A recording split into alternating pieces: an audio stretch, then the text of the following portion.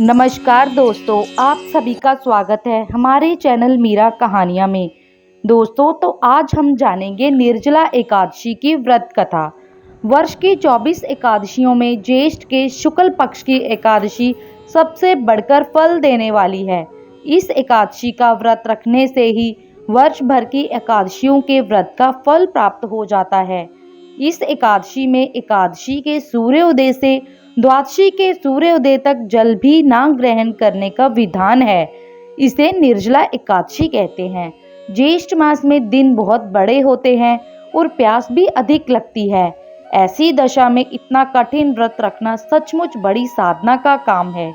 इस एकादशी के दिन अपनी शक्ति और सामर्थ्य अनुसार ब्राह्मणों को अनाज, वस्त्र, छतरी, फल, जल से भरे कलश और दक्षिणा देने का विधान है।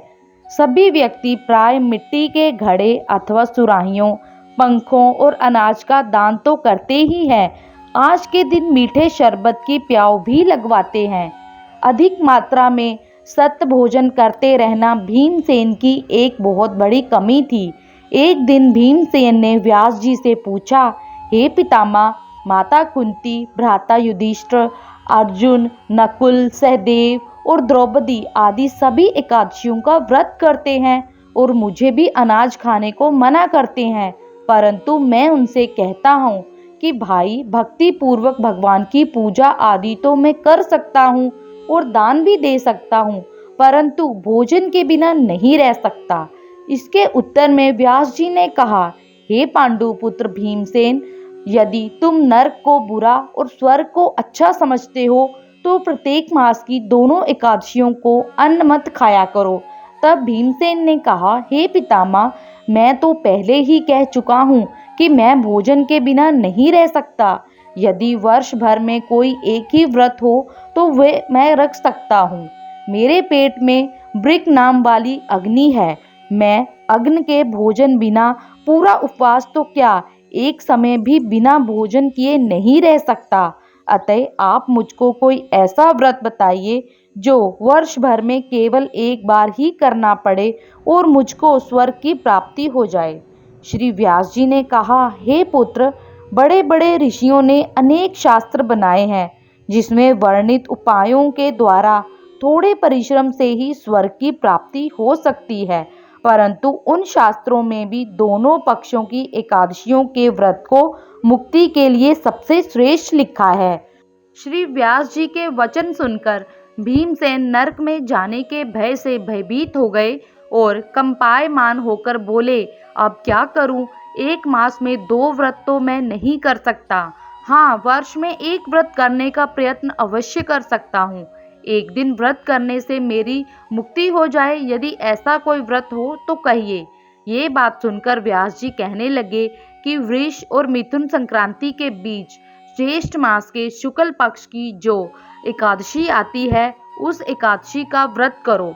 इस एकादशी के व्रत में स्नान और आचमन के सिवा जल वर्जित है। आचमन में 6 मासे जल से अधिक नहीं होना चाहिए, अन्यथा वह मद्यपान से सदृश हो जाता है। इस दिन भोजन नहीं करना चाहिए, क्योंकि भोजन करने से व्रत नष्ट हो जाता है। इस एकादशी के दिन सूर्योदय से लेकर द्वादशी को सूर्योदय तक जल ग्रहण ना करने से समस्त एकादशियों के व्रतों का फल प्राप्त होता है। द्वादशी को सूर्योदय से पहले उठकर स्नान आदि करके ब्राह्मणों को दान आदि देना चाहिए। इसके पश्चात भूखे और सत्पात्र ब्राह्मण को भोजन कराकर फिर आप भी भोजन कर लेना चाहिए। इसका फल एक वर्ष की संपूर्ण एकादशियों के फल के बराबर है। व्यास जी कहने लगे कि हे भीमसेन, ये मुझको स्वयं भगवान ने बतलाया है। इस एकादशी का पुण्य समस्त तीर्थों और दानों से भी अधिक है। केवल एक दिन निर्जल रहने से मनुष्य के सभी पाप नष्ट हो जाते हैं। जो मनुष्य निर्जला एकादशी का व्रत करते हैं, उनको मृत्यु के समय यमदूत आकर नहीं घेरते। भगवान के पार्षद उसको पुष्पक विमान में बैठाकर स्वर्ग को ले जाते हैं। अतः संसार में सबसे श्रेष्ठ व्रत निर्जला एकादशी का व्रत है। इसलिए यत्न के साथ इस व्रत को अवश्य करना चाहिए। इस दिन ओम नमो भगवते वासुदेवाय का मंत्र का जप करना चाहिए और गौ का दान भी करना चाहिए।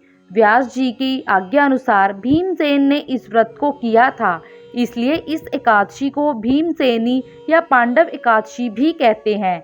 निर्जला व्रत वाले दिन प्रातः काल भगवान का पूजन करके ये प्रार्थना करें कि हे भगवान, आज मैं श्रद्धा पूर्वक निर्जला व्रत रखकर दूसरे दिन भोजन करूंगा, अतः आपकी कृपा से मेरे सब पाप नष्ट हो जाएं।